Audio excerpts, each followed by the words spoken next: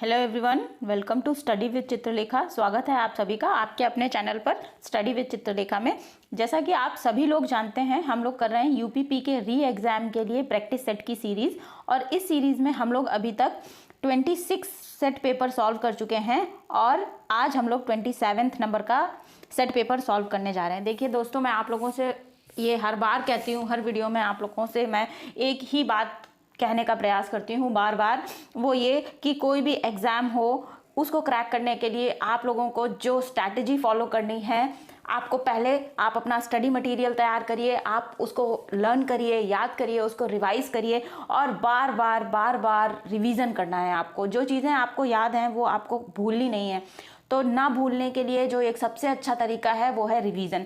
Practice set एक ऐसी चीज़ होती है कि अगर हम प्रैक्टिस सेट सॉल्व करते हैं तो हमें क्वेश्चंस का तो रूप देखने को मिलता ही है कि किस तरीके का क्वेश्चन हमारे एग्जाम में बन सकता है। उसके साथ साथ हमको ये भी हेल्प मिल जाती है कि हमारे कितने क्वेश्चन सही हो रहे हैं, हमारी स्पीड भी मेंटेन होती है। ठीक है, तो प्रैक्टिस सेट ज़रूर सॉल्व करिए आप लोग, मैं आप लोगों से कहूँगी। अगर इससे पहले के सेट आप लोगों ने अभी तक नहीं देखे हैं, क्लासेस नहीं देखी हैं, तो उन क्लासेस को भी देख लीजिएगा। लिंक आपको डिस्क्रिप्शन बॉक्स में मिल जाएगा। ठीक है, अगर आज का वीडियो पसंद आएगा तो वीडियो को लाइक ज़रूर करिएगा, अपने दोस्तों के साथ, अपने स्टडी ग्रुप में, अपने पेयर ग्रुप में वीडियो को शेयर भी कर दीजिएगा। और अगर आप लोग मेरे चैनल पर पहली बार आ रहे हैं, पहली बार मेरा वीडियो देख रहे हैं, तो चैनल को सब्सक्राइब कर लीजिएगा और बेल आइकन ज़रूर प्रेस कर दीजिएगा, नोटिफिकेशंस में ऑल कर लीजिएगा, जिससे कि आने वाले सभी वीडियोस की जानकारी आपके पास सबसे पहले पहुंच जाएगी और आप अपना रिवीजन जल्दी से जल्दी स्टार्ट कर पाएंगे। तो टाइम बिल्कुल ना गवाते हुए हम लोग आज का पहला क्वेश्चन देखते हैं। देखिए, आज की क्लास में आप लोगों को मिलने वाला है मॉडर्न हिस्ट्री, उसके साथ साथ एंशिएंट हिस्ट्री के कुछ क्वेश्चन मिलेंगे। उसके बाद हम ज्योग्राफी पे आएंगे, कुछ ज्योग्राफी की चीज़ें देखेंगे। ठीक है, उसके बाद हम यूपी स्पेशल देखेंगे। फिर आर्ट एंड कल्चर के क्वेश्चंस भी आज की क्लास में आप लोगों को देखने को मिलेंगे। कुल 40 क्वेश्चन हम लोग करने वाले हैं। देखिए, जीके और जीएस का मैं प्रयास करूंगी कि आपका कोई भी क्वेश्चन एग्जाम में छूटे नहीं। ठीक है, और ज़्यादा से ज़्यादा सही क्वेश्चन आप लोग करें, ऐसी मेरी बेस्ट विशेष हैं आपके साथ। साथ के साथ करंट अफेयर भी हम करेंगे और आने वाली क्लासेस में हम करंट स्पेशल की स्पेशल क्लासेस भी करेंगे। ठीक है, तो चलिए पहला क्वेश्चन देखते हैं। भारतीय सेवक संघ, जिसे कि सर्वेंट ऑफ इंडिया सोसाइटी कहा है, भारत सेवक संघ किसके द्वारा स्थापित किया गया था? सर्वेंट्स ऑफ इंडिया सोसाइटी के नाम से ये फेमस है संघ। ये स्थापित किया गया था गोपाल कृष्ण गोखले के द्वारा। जी के Gokhale, option number 1 correct option हो जाएगा। और एक क्वेश्चन यहाँ से और बनता है कि सर्वेंट्स ऑफ इंडिया सोसाइटी की स्थापना कहाँ पर की गई थी? तो सर्वेंट्स ऑफ इंडिया सोसाइटी की स्थापना जो है सैन फ्रांसिस्को में की गई थी। ये बात भी याद रखिएगा, सैन फ्रांसिस्को। ठीक है, चलिए नेक्स्ट क्वेश्चन पर आएंगे। ये देखिए, आपका क्वेश्चन होने वाला है दंड प्रक्रिया संहिता का। ठीक है, सीआरपीसी से जुड़ा हुआ क्वेश्चन है। दंड प्रक्रिया संहिता 1973 की निम्नलिखित में से कौन सी धारा स्वीकारोक्ति और बयानों की रिकॉर्डिंग से संबंधित है? तो स्वीकारोक्ति और बयानों की रिकॉर्डिंग से संबंधित जो धारा है वो धारा 164 है, 164 सीआरपीसी की धारा है। तो ऑप्शन नंबर 4 करेक्ट ऑप्शन हो जाएगा। इसके स्पेसिफिकेशंस मैंने यहाँ पर दिए हैं, एक बार उन पर भी एक नज़र डाल लेते हैं। दंड प्रक्रिया संहिता, जिसे हम आम तौर पर क्या कहते हैं? आपराधिक प्रक्रिया संहिता कहते हैं। ठीक है, भारत में मूल आपराधिक कानून के प्रशासन के लिए ये मुख्य कानून है और 1973 में ये अधिनियमित किया गया था और 1 अप्रैल 1974 को ये लागू किया गया था। ये इंपॉर्टेंट पॉइंट है, इसको अच्छे से ध्यान में रखेंगे। ठीक है, अपराध की जांच, संदिग्धों की गिरफ्तारी, साक्ष्य का संग्रह, अभियुक्त के जो भी दोष हैं और निर्दोषता जो कैसे निर्धारित की जाती है, सब इसी के लिए पूरा तंत्र सीआरपीसी के द्वारा दिया जाता है। ठीक है, इसमें 484 खंड हैं, 5 अनुसूचियां हैं और 37 अध्याय हैं। ठीक है, ये बात भी ध्यान रखिएगा। अगले क्वेश्चन पर चलते हैं। नेक्स्ट क्वेश्चन है, पंचायती राज प्रशिक्षण संस्थान उत्तर प्रदेश में कहाँ पर है? हमें बताना है। तो पंचायती राज प्रशिक्षण संस्थान जो है आपको मिलेगा उत्तर प्रदेश की राजधानी लखनऊ में। अगले क्वेश्चन पर आएंगे। निम्नलिखित में से कौन भारत का सबसे बड़ा बॉक्साइट उत्पादक राज्य है? तो उड़ीसा जो है भारत का सबसे बड़ा बॉक्साइट उत्पादक राज्य है, याद रखिएगा उड़ीसा। ठीक है, अगले क्वेश्चन को देखते हैं। उत्तर प्रदेश लोक सेवा न्यायाधिकरण की स्थापना कब की गई थी? तो उत्तर प्रदेश लोक सेवा न्यायाधिकरण की स्थापना जो है 1976 में की गई थी। इंपॉर्टेंट क्वेश्चन है, इस पर अच्छे से टिक कर लीजिएगा और इसको याद रखिएगा, स्लिप नहीं होना चाहिए ये दिमाग से। नेक्स्ट क्वेश्चन पर आते हैं। फिजिक्स का क्वेश्चन देख रहे हैं हम लोग। देखिए, आज का जो सेट पेपर है ये बहुत ही वर्साटाइल है। मैंने काफ़ी जगह से क्वेश्चन डाले हैं, साइंस भी इसमें डाली है, यूपी स्पेशल भी है, हिस्ट्री ज्योग्राफी भी मिलेगा आपको, साथ के साथ आर्ट कल्चर और करंट अफेयर के भी कुछ क्वेश्चंस देखने को मिलेंगे। विद्युत चुंबकीय प्रेरण का आविष्कार किसने किया था? तो विद्युत चुंबकीय प्रेरण का आविष्कार जो है फैराडे ने किया था, इन्होंने इसकी खोज की थी। फैराडे के नाम पर ही इसकी यूनिट भी है, ठीक है, फैरड। तो ऑप्शन नंबर 1 करेक्ट ऑप्शन हो जाएगा। ठीक, अगले क्वेश्चन पर आते हैं। विश्व तीरंदाजी चैंपियनशिप में व्यक्तिगत विश्व खिताब जीतने वाले पहले भारतीय कौन बने? ये करंट अफेयर्स का क्वेश्चन है आपका। तो विश्व तीरंदाजी चैंपियनशिप में व्यक्तिगत रूप से पहला खिताब जीतने वाले जो बने हैं भारतीय, उनका नाम है अदिति स्वामी। ऑप्शन नंबर 4 करेक्ट ऑप्शन हो जाएगा। नेक्स्ट क्वेश्चन पर आएंगे। अब हम लोग एक बार फिर से मॉडर्न हिस्ट्री का एक क्वेश्चन करने जा रहे हैं, जिसमें कि आप लोगों को एक तरफ घटनाएं दे रखी हैं, ठीक है, और दूसरी तरफ वर्ष दे रखे हैं। ये वर्ष दे रखे हैं, हमें सही मैचिंग करनी है। तो देखिए, महात्मा गांधी से जुड़ी हुई 3 बड़ी बातें यहाँ पे दे रखी हैं, जिसमें कि चंपारण सत्याग्रह है, खेड़ा सत्याग्रह है और अहमदाबाद मिल हड़ताल है। तो आप लोगों को पता होना चाहिए कि सबसे पहले गांधी जी ने जो सत्याग्रह किया था, चंपारण सत्याग्रह किया था, नील के विरोध में किया था। चंपारण बिहार के जो किसान थे उनके समर्थन में, ठीक है। तो आप लोग सबसे पहले हम लोग डी को मैच करेंगे, 1 से मैच कर देंगे। ये 1917 में हुआ था चंपारण सत्याग्रह, ठीक है। उसके बाद खेड़ा सत्याग्रह हुआ था, तो खेड़ा सत्याग्रह भी आपका मैच हो जाएगा 1918 से, ठीक। उसके बाद आता है अहमदाबाद मिल हड़ताल। अहमदाबाद मिल जो हड़ताल है ये कब हुई थी? ये भी हुई थी आपकी 1918 में, ठीक है, 1918 में हुई थी। फिर आता है आपका जलियांवाला बाग नरसंहार। जलियांवाला बाग नरसंहार जो है 1919 में हुआ था। तो इस तरीके से ये मैचिंग हो जाएगी। इंपॉर्टेंट और अच्छा क्वेश्चन है, इसको ध्यान रखिएगा। अगले क्वेश्चन पर आते हैं। ये बायोलॉजी का क्वेश्चन होने वाला है आपका। कौन सा कोशिकांग ER जैसी मोटाई वाली एक अंश छादन झिल्लीदार थैली है जो प्रोटीन और लिपिड अणुओं से, विशेष रूप से स्थायी प्रोटीन को संसाधित करने और उसके संकुलन में सहायक होता है? तो इस प्रकार का जो कोशिकांग है उसे गोल्जी बॉडी कहते हैं। गोल्जी काय जो है सही ऑप्शन होगा इस क्वेश्चन का। ऑप्शन नंबर 2 करेक्ट ऑप्शन हो जाएगा। गोल्जी काय को ही कहीं कहीं गोल्जी बॉडी भी इंग्लिश में बोल दिया जाता है, तो इससे ध्यान में रखिएगा, ठीक है। अच्छा, गोल्जी बॉडी के कुछ स्पेसिफिकेशन हमने यहाँ पे दे रखे हैं, तो ये आप लोग इनको रीड कर लीजिएगा। वीडियो को पॉज करके आगे बढ़ेंगे हम, अगला क्वेश्चन देखते हैं, ठीक। ये देखिए सारे स्पेसिफिकेशन दे रखे हैं, इनको रीड कर लीजिएगा। अगला क्वेश्चन है आपका अटाला मस्जिद, जिसे कि अटाला मस्क भी कहा जा रहा है। ये 14वीं शताब्दी में बनाई गई थी। उत्तर प्रदेश के किस शहर में स्थित है? तो जो अटाला मस्जिद है ये शर्की साम्राज्य के सुल्तान के द्वारा बनाई गई थी, सुल्तानों के द्वारा बनवाई गई थी। और ये कहाँ पर स्थित है? जौनपुर में स्थित है। ऑप्शन नंबर 3 करेक्ट ऑप्शन हो जाएगा, ठीक। नेक्स्ट क्वेश्चन पर आएंगे। निम्नलिखित में से कौन उत्तरी अमेरिका की द ग्रेट लेक्स नहीं है? बहुत ही अच्छा और इम्पॉर्टेंट क्वेश्चन है वर्ल्ड ज्योग्राफी का। तो द ग्रेट लेक्स में जो 4 झीलें हैं उनमें से सुपीरियर लेक जो है ये ग्रेट लेक्स में नहीं आती है। ये नॉर्थ अमेरिका की झील है और विश्व की सबसे बड़ी मीठे पानी की या ताजे पानी की झील है, ध्यान रखिएगा। ये ग्रेट लेक्स में नहीं आती है। तो जो ग्रेट लेक्स में आती हैं वे कौन सी 4 झीलें हैं? तो उन 4 झीलों के नाम हो जाएंगे आपके, हम देखते हैं, मिशिगन, ह्यूरन, एंटोरियो और एरी, ठीक है। ये 4 झीलें हैं, उनके स्पेसिफिकेशंस भी यहाँ पर दे दिए हैं, या आप लोग वीडियो को पॉज करके रीड कर लीजिएगा। अगला क्वेश्चन देखते हैं। खाना पकाने के तेल को किस प्रक्रिया के द्वारा वनस्पति घी में परिवर्तित किया जाता है? तो ये आपका केमिस्ट्री का क्वेश्चन हो गया। तो जो तेल होता है वनस्पति तेल, उसको वनस्पति घी में परिवर्तन करने के लिए हाइड्रोजनेशन किया जाता है, हाइड्रोजनीकरण किया जाता है। तो ऑप्शन नंबर 1 करेक्ट ऑप्शन हो जाएगा। उचित ताप और दाब पर, ठीक है, हाइड्रोजन प्रवाहित की जाती है वनस्पति तेल में, तब वो वनस्पति घी में परिवर्तित हो जाता है, जिसे कि हम लोग आम भाषा में डालडा कहते हैं, ठीक है। चलिए अगले क्वेश्चन पर आएंगे। भारत सरकार द्वारा हाल ही में किस हवाई अड्डे को अंतर्राष्ट्रीय हवाई अड्डा घोषित किया गया है? तो सूरत हवाई अड्डे को अंतर्राष्ट्रीय हवाई अड्डा घोषित किया गया है। ये जो भी ऑप्शंस दिए हैं इनकी बात हो रही है, ठीक है। सूरत गुजरात का जो हवाई अड्डा है इसको अंतर्राष्ट्रीय हवाई अड्डा घोषित किया गया है भारत सरकार के द्वारा। नेक्स्ट क्वेश्चन पर आएंगे। वस्तु और सेवा कर GST के कार्यान्वयन के उपलक्ष्य में किस दिन को GST दिवस के रूप में मनाते हैं? तो GST दिवस मनाया जाता है आपको 1 जुलाई को, ठीक है, याद रखिएगा 1 जुलाई को GST दिवस मनाते हैं। अगले क्वेश्चन को देखेंगे।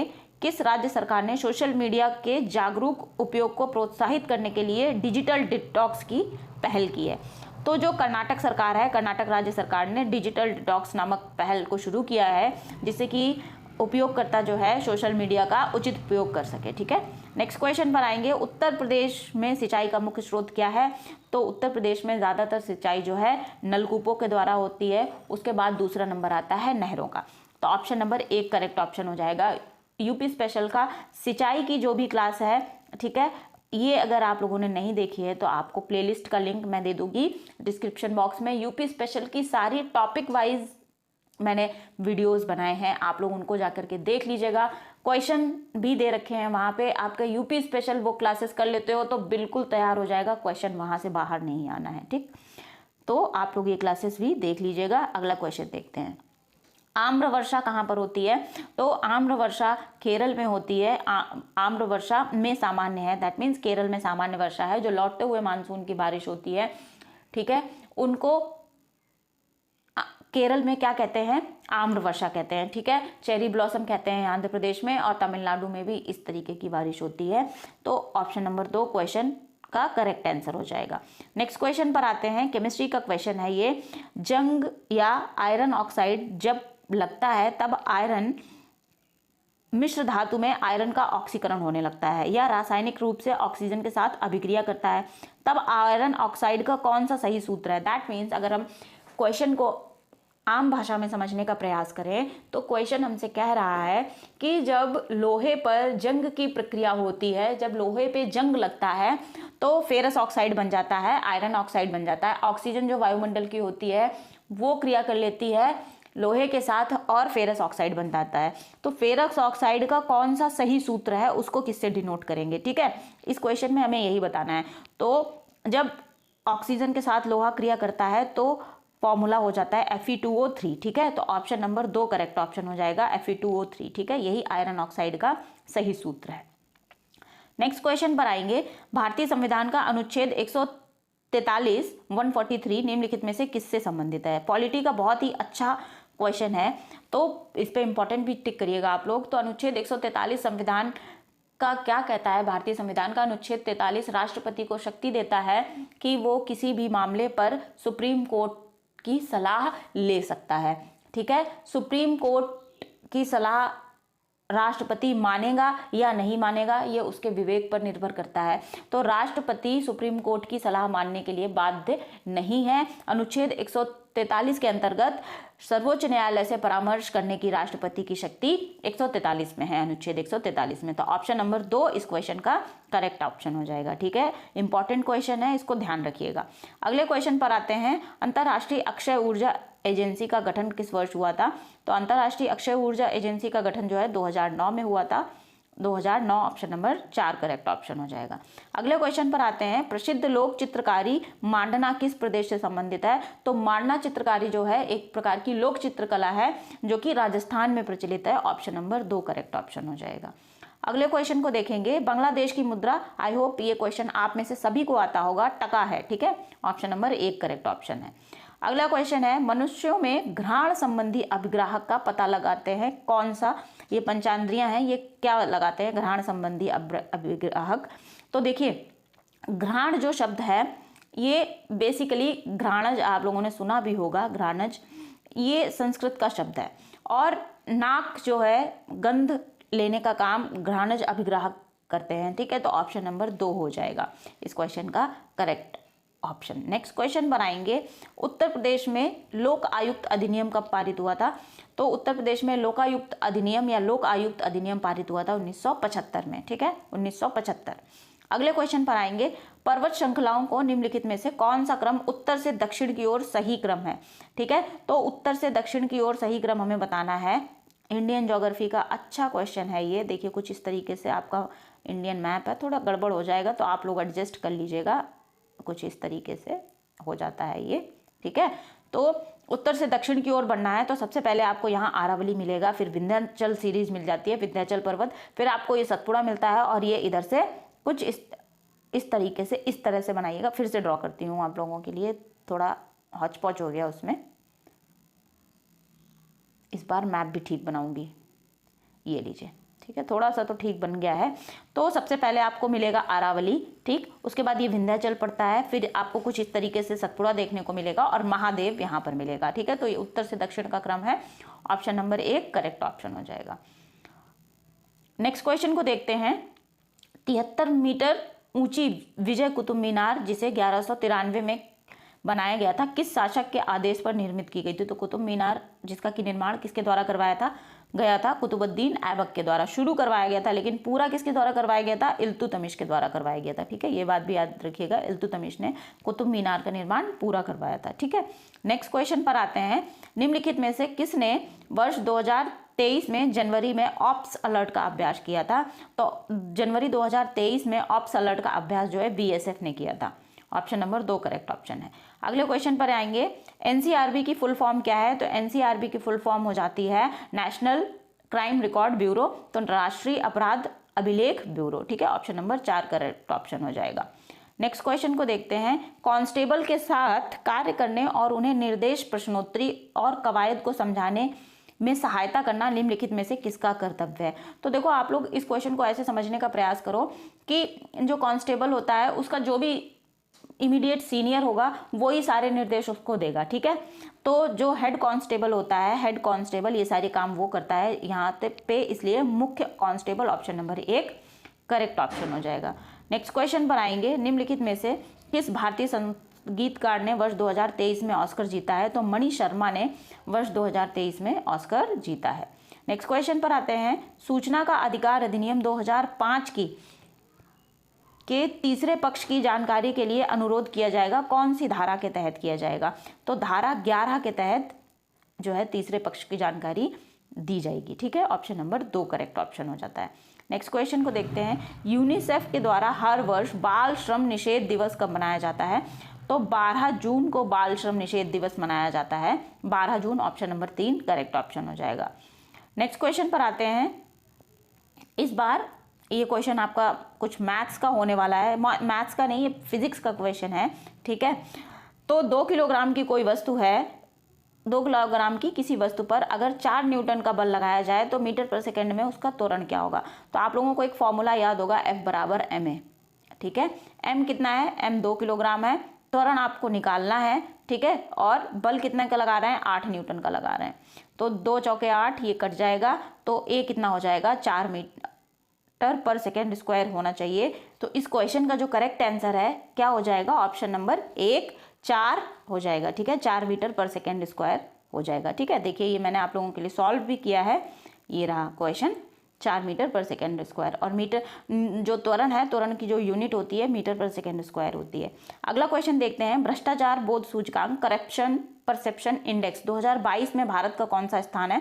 तो करप्शन परसेप्शन इंडेक्स में भारत का 85 रैंक है, 25वां स्थान है, 85वां स्थान है। ठीक है, 85th रैंक है, याद रखिएगा, 2022 की बात कर रहे हैं। और जो करप्शन परसेप्शन इंडेक्स है इसको जारी कौन करता है? तो ट्रांसपेरेंसी इंटरनेशनल एक एजेंसी है, ठीक है, वो जारी करती है। आप लोगों को जो भी इंडेक्स निकले उसमें भारत की रैंक सबसे बड़ा, सबसे छोटा और कौन सी संस्था उसको जारी करती है ये पता होना चाहिए। तो करप्शन इंडेक्स कौन जारी करता है? ट्रांसपेरेंसी इंटरनेशनल जारी करता है। अगले क्वेश्चन पर आते हैं। एक पुस्तक है जिसका कि नाम है the immortals of Meluha. The immortals of Meluha नामक पुस्तक किसने लिखी है? तो द इमोर्टल्स ऑफ मेलुहा लिखी गई है अमीश त्रिपाठी के द्वारा। ऑप्शन नंबर 3 करेक्ट ऑप्शन होगा। नेक्स्ट क्वेश्चन पर देखते हैं। भारत की कौन सी पंचवर्षीय योजना तीव्र औद्योगिकीकरण आधारित संवृद्धि प्रक्रिया पर केंद्रित थी? तो जो दूसरी पंचवर्षीय योजना थी वो तीव्र औद्योगिकीकरण पर फोकस कर रही थी। ऑप्शन नंबर 2 करेक्ट ऑप्शन हो जाएगा। अगला क्वेश्चन देखते हैं। सहसंयोजन बंधन 2 परमाणुओं के बीच इलेक्ट्रॉनों के सहभाजन से बनते हैं ताकि दोनों पूरी तरीके से भरे हुए कोश प्राप्त कर सकें। हमें इस क्वेश्चन में बताना है जो सहसंयोजक बंध है जो 2 परमाणुओं के बीच बनता है ये कौन सी कक्षा में बनता है? तो देखिए, अंदर वाले जो भी कोश होते हैं किसी भी परमाणु के वो भरे हुए होते हैं। जो बाह्यतम कक्षा होती है उसमें परमाणुओं में इलेक्ट्रॉन पूरे नहीं होते हैं, तभी सहसंयोजक बंध बनता है। ठीक है, तो बाह्यतम कक्षा जो है, बाह्यतम ऑप्शन नंबर 1 जो है ये करेक्ट ऑप्शन हो जाएगा। जब बाह्यतम कक्षा या तो कोई परमाणु इलेक्ट्रॉन सारे अपने त्याग देता है, यदि उसके पास इलेक्ट्रॉन कम होते हैं तो वो त्याग देता है, यदि कम इलेक्ट्रॉनों की कमी होती है तो वो इलेक्ट्रॉन ग्रहण कर लेता है, ठीक है, और इस तरीके से कोवेलेंट बॉन्ड बन जाता है। तो बाह्यतम कक्षा में ये सारी प्रक्रिया होती है। ऑप्शन नंबर 1 करेक्ट ऑप्शन हो जाएगा। नेक्स्ट क्वेश्चन पर आते हैं। प्रसिद्ध अरबी विद्वान अल बरूनी 11वीं शताब्दी के मध्य में भारत के संपर्क में आया था। कैसे आया था? अल बरूनी जो है महमूद गजनवी के साथ में आया था। तो ऑप्शन नंबर 2 करेक्ट ऑप्शन हो जाएगा। नेक्स्ट क्वेश्चन देखते हैं। रामायण महोत्सव का विषय रामायण के निम्नलिखित में से किस कांड पर आधारित होगा? तो रामायण महोत्सव का जो विषय है ये अरण्य कांड पर आधारित होने वाला है। ऑप्शन नंबर 3 करेक्ट ऑप्शन हो जाएगा। अगला क्वेश्चन देखते हैं। निम्नलिखित में से किस भारतीय धार्मिक उत्सव को संयुक्त राष्ट्र के एक संगठन यूनेस्को द्वारा मानवता की अमूर्त सांस्कृतिक विरासत की प्रतिनिधि सूची में शामिल किया गया है? तो ये दुर्गा पूजा है। तो अमूर्त सूची में भारत के 2 फेस्टिवल शामिल किए गए हैं। एक तो दुर्गा पूजा है, दूसरा जो गुजरात का गरबा नृत्य है ये भी अमूर्त सांस्कृतिक विरासत में शामिल किया गया है यूनेस्को के द्वारा, ठीक है, याद रखिएगा दोनों चीजें। अगले क्वेश्चन को देखते हैं। अगला क्वेश्चन है। नामदा कला निम्नलिखित में से किस क्षेत्र की प्रसिद्ध कला है? तो नामदा कला जो है जम्मू कश्मीर में प्रसिद्ध है। ऑप्शन नंबर 2 करेक्ट ऑप्शन हो जाएगा। अगला क्वेश्चन है। निम्नलिखित में से किसने 16 से 26 फरवरी 2023 तक भारत में रंग महोत्सव के 22वें संस्करण का आयोजन किया है? ठीक है, तो राष्ट्रीय नाट्य विद्यालय ने भारत में रंग महोत्सव का आयोजन किया था। भारत रंग महोत्सव का ये 22वां संस्करण था, ये भी ध्यान रखिएगा। अगले क्वेश्चन पर आएंगे। निम्नलिखित में से कौन सा देश 46वें अंतर्राष्ट्रीय कोलकाता पुस्तक मेले की थीम देश है? तो ये जो पुस्तक मेला है ये कहाँ पर हो रहा है? कोलकाता में हो रहा है, और जो स्पेन है ये थीम देश है, ठीक है, याद रखिएगा स्पेन। Option number 4। अगले क्वेश्चन पर आते हैं। ये सारे मैंने स्पेसिफिकेशन दे दिए हैं, ये आप लोग पढ़ लीजिएगा वीडियो को पॉज करके। अगले क्वेश्चन पर हम लोग चलते हैं, ठीक है। अगला क्वेश्चन करंट अफेयर का है। G20 शिखर सम्मेलन में 2023 का जो विषय था वसुधैव कुटुंबकम, ये कौन से उपनिषद से लिया गया है? बहुत ही अच्छा और इंपॉर्टेंट क्वेश्चन है, करंट अफेयर्स में तो है ही, साथ के साथ आपका एंशिएंट हिस्ट्री को भी टारगेट कर रहा है। तो जो वसुधैव कुटुंबकम का वाक्य है ये वाक्यांश महाउपनिषद से लिया गया है, ध्यान रखिएगा। ऑप्शन नंबर 1 करेक्ट ऑप्शन हो जाएगा। नेक्स्ट क्वेश्चन देखते हैं। सत्यराम रियांग को होजागिरी नृत्य शैली को बढ़ावा देने के लिए पद्मश्री से सम्मानित किया गया है। ये किस राज्य से बिलोंग करते हैं हमें बताना है। तो सत्यराम रियांग जो कि होजागिरी नृत्य शैली को बढ़ावा देते हैं, इसके पद्मश्री मिला है इसके लिए इनको, ये त्रिपुरा से बिलोंग करते हैं। ऑप्शन नंबर 4 करेक्ट ऑप्शन हो जाएगा। अगले क्वेश्चन को देखते हैं। किस संस्था ने 50 प्रतिष्ठित भारतीय विरासत वस्त्रों की सूची जारी की है? तो यूनेस्को ने ये सूची जारी की है, जिसमें कि उसने लिस्ट बना करके दी है जो भारत के 50 प्रतिष्ठित वस्त्र हैं, ठीक है। अगले क्वेश्चन को देखेंगे। संस्कृति मंत्रालय ने जनवरी 2023 में किस शहर में एक भव्य सांस्कृतिक कार्यक्रम सुर सरिता सिम्फनी ऑफ गंगा का आयोजन किया है? तो सुर सरिता सिम्फनी ऑफ गंगा का आयोजन संस्कृति मंत्रालय द्वारा किया गया था। कहाँ पर? प्रयागराज में, उत्तर प्रदेश प्रयागराज में। अगले क्वेश्चन पर आएंगे। किस राज्य में हजारों भक्तों ने कार किड़का बाली समारोह में भाग लिया? तो कार किड़का बाली जो समारोह है ये आयोजित किया जाता है केरल में, ध्यान रखिएगा, केरल में कार किड़का बाली समारोह आयोजित किया जाता है। नेक्स्ट क्वेश्चन पर आएंगे। संस्कृत जो भाषा है नामक भाषाओं के परिवार का एक हिस्सा है। तो जो संस्कृत है इंडो द्रविड़ियन भाषा के परिवार का एक हिस्सा है। तो ऑप्शन नंबर 4 करेक्ट ऑप्शन हो जाएगा। नेक्स्ट क्वेश्चन पर आते हैं। हाल ही में खोजा गया मध्य पाषाण काल का शैल चित्र सबसे प्रसिद्ध और अक्सर सचित्र चित्रों में से एक है। तो देखिए इस क्वेश्चन का जो करेक्ट आंसर है ये है गुंटूर। गुंटूर में एक शैल चित्र खोजा गया है, ये मध्य पाषाण काल के चित्रों से संबंधित है और ये सचित्र वर्णन करता है, ठीक है, कहाँ पर? गुंटूर में। अगले क्वेश्चन को देखते हैं। लुई नगाई नी को लोगों के द्वारा बीज बोने का त्यौहार के रूप में मनाया जाता है। कहाँ के लोगों के द्वारा मनाया जाता है हमें बताना है। तो लुई नगाई नी जो है मणिपुर में ये त्यौहार मनाया जाता है। मणिपुर के लोगों के द्वारा बीज बोने का त्यौहार ये, जब ये लोग बुआई कर लेते हैं उसके बाद इस त्यौहार का आयोजन किया जाता है। नेक्स्ट क्वेश्चन को देखते हैं। 8 दिसंबर 2023 को लाल किले में भारत कला, वास्तुकला और डिजाइन का द्विवार्षिक आयोजन के लिए कौन सा मंत्रालय जिम्मेदार है? तो ये लाल किले में जो आयोजन किया गया था ये संस्कृति मंत्रालय के द्वारा किया गया था। ऑप्शन नंबर 1 करेक्ट ऑप्शन है। नेक्स्ट क्वेश्चन को देखते हैं। 45 शिखरों वाला विश्व का पहला नवग्रह मंदिर कहाँ पर बनाया गया है? तो 45 शिखरों वाला विश्व का पहला नवग्रह मंदिर ये उज्जैन में बनाया गया है, जो कि मध्य प्रदेश में है। अगले क्वेश्चन को देखते हैं। हिक्की पिक्की जनजाति, ये अभी चर्चा में थी, ठीक है। और हिक्की पिक्की जनजाति चर्चा में क्यों थी कि हिक्की पिक्की जनजाति जो है महाराष्ट्र के क्षेत्र को बिलोंग करती है। ये लोग फंसे हुए थे सूडान में, जब वहाँ पे गृह युद्ध चालू हुआ तो भारत सरकार ने उनको रेस्क्यू करवाया था, भारत वापस बुलवाया था, इसलिए ये जनजाति चर्चा में रही थी। इससे संबंधित दो कथन है, हम इन पे विचार करते हैं। पहला है कि माना जाता है कि हिक्की पिक्की के लोग मूल रूप से गुजरात और राजस्थान के सीमावर्ती जिलों से आते हैं। अगला देखते हैं क्या है। जो समाज है वो मात्र सत्तात्मक है, जहाँ दूल्हा दुल्हन के परिवार को दहेज देता है। ये दोनों ही कथन गलत हैं। इनमें से, अच्छा क्वेश्चन को पहले हम ठीक से रीड कर देते हैं। क्वेश्चन कह रहा है इनमें से कौन से कथन गलत हैं, ठीक है। तो सही कथन हमें बताना है। अब क्वेश्चन को बहुत ध्यान से पढ़िएगा, क्योंकि यहाँ पे कौन से कथन गलत हैं ये बताना है हमें। तो ये दोनों ही कथन सही है, ठीक है, कोई भी कथन गलत नहीं है। जो हिक्की पिक्की जनजाति है यहाँ पर मात्र सत्तात्मक समाज है, ठीक है। और पहला जो था वो कथन भी सही है। तो ऑप्शन नंबर 4 इसमें बनेगा कि कौन सा कथन गलत है। तो ना तो 1 गलत है ना तो 2 गलत है, ऑप्शन नंबर 4 बनेगा, ना तो 1 और ना ही 2, दोनों ही कथन सही हैं, ठीक है। ध्यान में रखिएगा और बहुत अच्छा क्वेश्चन है, ध्यान से करिएगा इसको। अगला क्वेश्चन देखते हैं। राष्ट्रीय संस्कृति महोत्सव के 14वें संस्करण का आयोजन किस शहर में किया गया था। तो राष्ट्रीय संस्कृति महोत्सव के 14वें संस्करण का आयोजन जो है बीकानेर में किया गया था, राजस्थान के बीकानेर में, ठीक है। इस तरीके से आज का ये सेट पेपर हमारा कंप्लीट होता है। तो आप लोग मुझे कमेंट सेक्शन में बताना आज के कितने क्वेश्चन आप लोगों के करेक्ट हुए, और जहां जिसके भी जो क्वेश्चन करेक्ट नहीं हुए हैं आप उनको अच्छे से तैयार करिए, उन क्वेश्चंस को कई बार पढ़िए और उनके बारे में और भी चीज़ें पढ़ लीजिए, तो आपको जो क्वेश्चंस गलत हुए हैं वो सही से तैयार हो जाएंगे। वीडियो पसंद आया है तो वीडियो को लाइक कर दीजिएगा, अपने दोस्तों के साथ शेयर भी कर लीजिएगा। चैनल पर पहली बार आए हैं तो चैनल को सब्सक्राइब कर लीजिएगा।